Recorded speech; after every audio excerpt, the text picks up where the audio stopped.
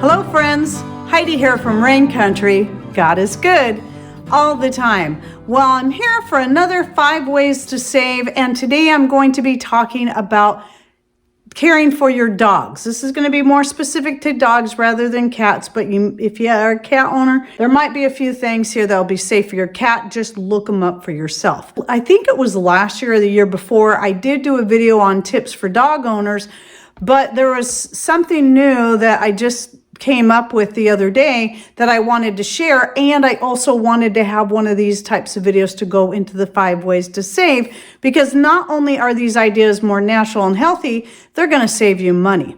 So the first thing I want to talk about is the one thing I didn't cover in my previous video, and that is if you have dogs that love to chew up stuffed toys, let's talk about ways that you can save money on those, because Cody's stuffed toys, this is a leg from something. This is the carcass of a rabbit. Here's a leg from something else. So it doesn't take long, and his sister's the same way, and she's usually here for a full day, at least a couple days a week. And so they're good about tearing the stuffed toys to shreds. They don't eat them usually. They just tear them to shreds. So I'm constantly picking up pieces of stuffed animal. Now, what I used to do with Angel, our previous dog, is she only liked to pull all the guts out. And rather than tear the whole animal to pieces, she would just rip a hole in it, tear all the guts out, but then leave the rest of the stuffed animal intact, which was great because she played with the same stuffed animal for pretty much the whole time that we had her. And what I did in that case was, once she pulled out all of that fluff, all that batting out of the stuffed animal, I would just throw all that away. And then I took just chunks of cloth and stuffed them back into the animal. And she really liked that. And so just little squares of scrap cloth, stick them in there. Those are much easier to clean up than the batting. And you can just stuff them back in easily enough. And once she pulls them all out, she's done playing with it. That was how she worked. But now with Cody and Luna, different case. They both still really like the stuffed animals, but they always end up in teeny tiny pieces. 2-3 years ago, usually in the summertime, I haven't had time to go garage selling in the summer anymore. Ever since 2020, that started it. And then just summers got too busy, but garage selling, yard selling was one of our favorite things to do in the summer months. And one of those years, we hit a major score. They had a big, huge shop. And it was packed full of stuff, from sheets upon sheets upon sheets. And a lot of you know I use recycled sheets for fabric for making many things. And I have a video just on that. But also another thing that was in abundance there was stuffed animals. Stuffed animals of every shape, size, and style. And I did find some that were actually specifically dog toys, like they were little slippers that had a squeaker in it. And so I grabbed all that I could because they were super cheap. I mean, so instead of paying $5 to $10 for a stuffed toy at the store to give to your dog that they're going to shred in a few days, buying stuffed animals secondhand is really the way to go, as long as they're not charging too much for it. And I still have a ton of those left from that, but I don't know how long it's going to be before they finally work through them all. So what I thought occurred to me the other day when I came across this sock, I don't know how I even ended up with them, but I just don't like these socks. And I took some of the bits of stuffed animal that were laying around the house and shoved them into the sock and tied it off. And he loves this. He throws it all over the place, and he has yet to tear a hole in it. Not saying he won't at some point, but if you have old socks you don't wear anymore, even if the sole is wore out, you can tie off one end, shove your bits and pieces of stuffed whatever that's been tore to shreds into the sock. Like I said, if you got holes in the bottom, you may have to tie that off or stitch it up. And just tie a knot, and there you go. Now you got a toy that they can throw around at will, and if they tear it up, no big loss. But so far I found he hasn't tore this up yet. He hasn't tore a hole in it yet. So a cheap way to make a dog toy that's very, very simple. Just take the old pieces and make a new one with an old sock. And by the way, that's why I have this cloth sitting here, because, you know, this is probably dog slobber. And then the second one that I actually have a video specifically on flea control that I will link to down below, because I talk about a lot of stuff, but I'll try to cover some of that here. And in that video, I have a recipe specifically for a flea powder. This is the same recipe I made in that old video. And though I don't remember I think it's probably one part to one part to one part. And if I'm remembering everything that's in here, and I know it's neem powder, yarrow that I dehydrated from my garden and then powdered up, and also diatomaceous earth. Now, this is something I use in the bedding when he gets fleas, which is rare. It's very rare. But if he gets fleas, I'll sprinkle this in the bedding and then rub it in real good so that it's getting down into the bedding and make sure it's killing off any flea eggs and so on. So this has worked really well, but that's not the only thing I do. The other thing I do, and the whole time that we've had Cody, what is he, 7 years now? I think he's 7 years old. He's only had fleas twice because they got brought home from somebody else's house who had pets that were fully infested with fleas. And this method has worked great. I don't like using the chemicals that you put on your pets. And I've had to use them in the past, like with Angel and the dog we had before her. But even then, I tried to only use it when I had to. But then through the years, found safer, more natural ways, and cheaper too, because those things are expensive. And so what I found is simply getting Dawn dish liquid. I'm sure there's other dish liquids that might work as well, but I know for sure Dawn is really excellent for removing that outer coating on the flea, that protective coating. And so it will just cut right through that. Then the flea is going to die because it no longer has the protective coating. Then the fleas will just wash right off of the dog. And that was one of the best things. I rub the Dawn dish liquid all over the dog, leave it on there for a couple minutes to make sure it's really doing a good job. And then when I'd start rinsing them, just dead fleas falling off, just like that. And then follow that up with washing up all his bedding and then putting the powder in the bed after I wash it all up. And then some other things is homemade vinegar is a good one. You can spray that onto the dog. Fleas don't like that. And then just for general bathing the dog in between, I use Dr. Jacobs soap. I still have some Dr. Bronner soap and tea tree, and so I'll switch it up. And that is a really good one. The citrus, anything with citrus or tea tree, things that bugs just don't like are good choices. They're a nice natural soap. You only need a little bit. Dilute it with water, like about a 1 part soap to 4 parts water. And then that works really good. Clean them up. It's natural. It's going to help prevent fleas. It's safer for them. You don't have to spend all this money on this chemical-laden dog shampoo. You can just use a good natural Dr. Jacobs or Dr. Bronner's. I prefer Dr. Jacobs since I've discovered them, and I actually have an affiliate link to them in the description box down below, though you can find it at other places.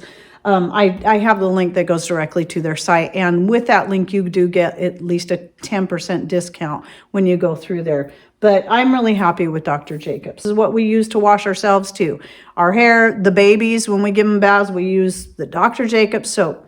So now let's talk about homemade food and treats. Now I'm going to be totally honest. I do not make homemade food, like the everyday food stuff for the dogs. I get the Kirkland grain-free food from Costco. Any dog I've ever had has always done best on that. I've tried other brands, even some organic ones, and they never seem to be as healthy on those. In fact, Cody got a rash from one that I thought was going to be a really good one. And I stopped giving it to him and the rash went away. And then I tried to slowly introduce it back into his food again, started getting a rash. I don't remember the brand name, by the way. But for that, I do like doing that. But a lot of people are doing their own homemade foods for their dogs in whether it be some sort. And I know Stacy has videos out on that. So if you're not already following Doug and Stacy, or if you are following them but you haven't seen the videos, just go to their channel and do a search on that. But what I do is I make homemade dog treats, and I have a couple of old videos out there on that.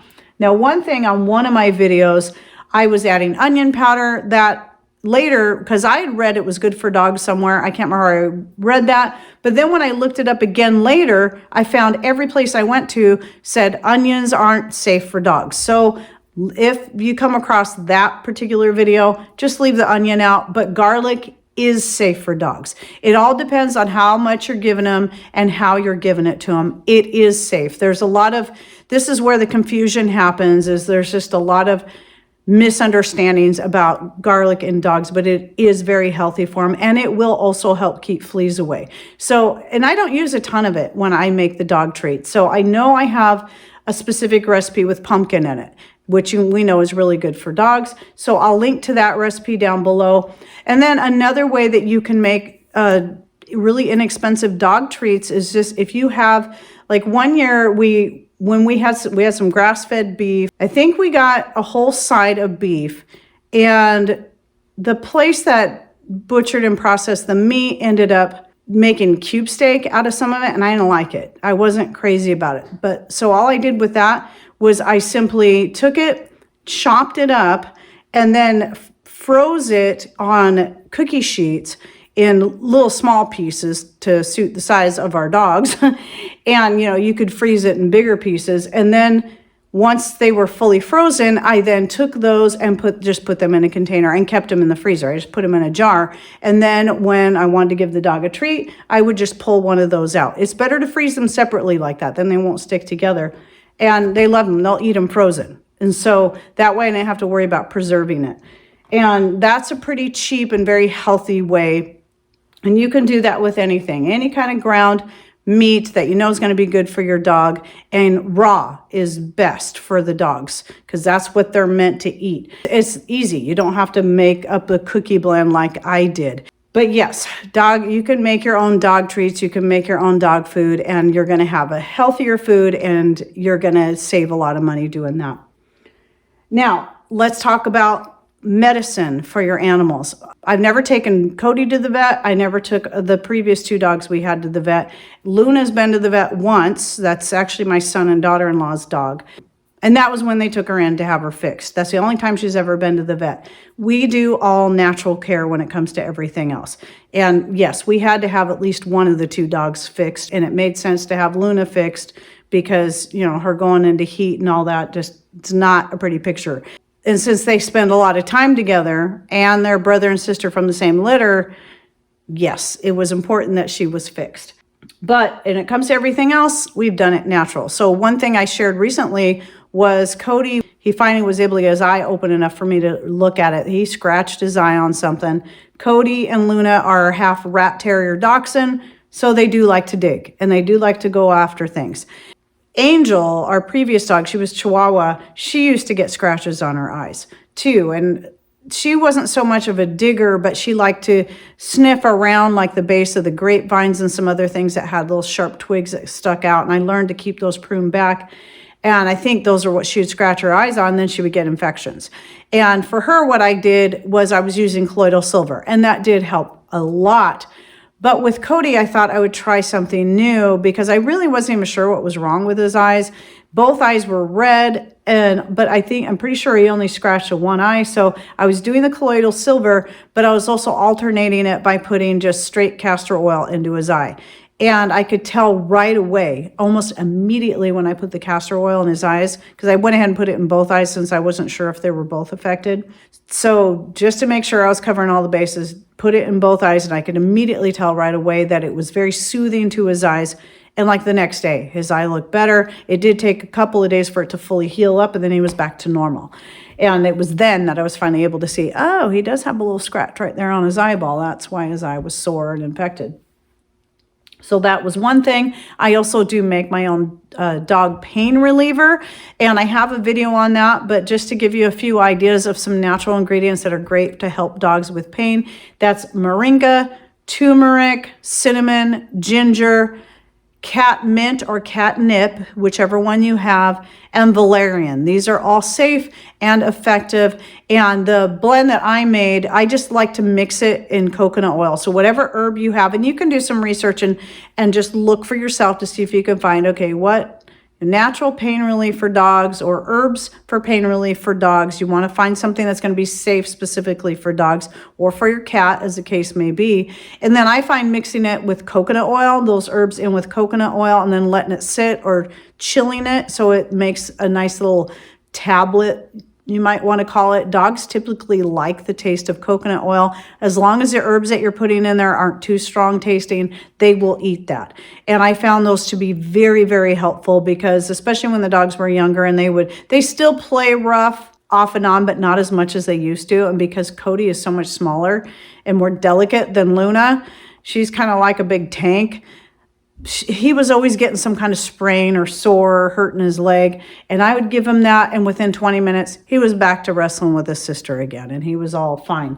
And so you can make your own dog pain relievers that are going to be a lot more healthy for them. You don't want to be giving them that ibuprofen, and I know people have paid as much as $1 a tablet for a dog treat that was ibuprofen. And that's not even good for your dogs anyway. And not only is it expensive, it's just not good for them. So try to go with the natural thing. And here's the thing about catnip and valerian is catnip, even though for cats it's a stimulant, for dogs and for humans, catnip or cat mint, they are very calming. So if your dog is worked up, maybe it's the 4th of July and people are lighting fireworks off and your dog gets very upset about those. Thankfully, those things don't bother Cody or Luna, but it did used to bother the chocolate lab we had years ago. And I wish I would have known this back then. But valerian and catnip are two things that can be very, very calming. So you can do the same thing. You can give those to them mix it in with coconut oil or something else that you know that they're going to eat, even just some raw meat, and give that to them, and that will help calm their nerves. So, but they're also both great because of that for helping to relieve pain. So they relieve anxiety as well as pain. Okay, and then the fifth one is, and I don't know that I covered this in the previous video that I did, I think a year ago, on tips for dog owners, but that was, we did let Luna go through a couple of heats before we had her fixed. So during that time, I actually made her some dog diapers. And of course, I had to keep the dog separated. This first heat, I didn't have to worry about it so much. But the second heat, by then, Cody was old enough to, want to respond to that. But I still wanted some dog diapers on her so she wasn't dripping all over the place. And so I just made some little cloth diapers, much like you would do with a baby, but instead put a hole for her tail. So I made it to fit her, and that worked really good. And I even made like a little pad liner. And here's an example here. I'm showing some pictures, but here's an example where I made a couple little pad liners. So they're just flannel on the inside, and then the outside layer is simply the PUL, the polyurethane, and that just keeps it waterproof. And so then I've had these pieces of elastic there because I would put this in there so I could change this out, since I only made her 2 of these diapers. I have since converted, this is where the tail hole used to be. You can kind of see it on this side. And I have since actually converted them into baby diapers, because one time with Jace, Mom forgot to make sure he had enough diapers in his bag. So those came in handy when that happened. And at the time, they fit him perfect. So you can just look at designing your own little diapers for your dog. You don't have to go buy those expensive things, just something that you can just use again and again and wash up. And so it's just easy to make. I just cut it to fit, and then just sewed some elastic along all the edges to help hold it in place, and put some Velcro on. And, or you could pin it, or whatever works for you. But sometimes people don't think about those options. Just like we used cloth diapers for our babies when we were raising them, cloth diapers for the dogs too. And that would also apply to aging dogs who are incontinent. You can make them their own diapers just like you would for your human baby. Just the only difference is you got to make sure you put a hole in there to put their tail through. That's it.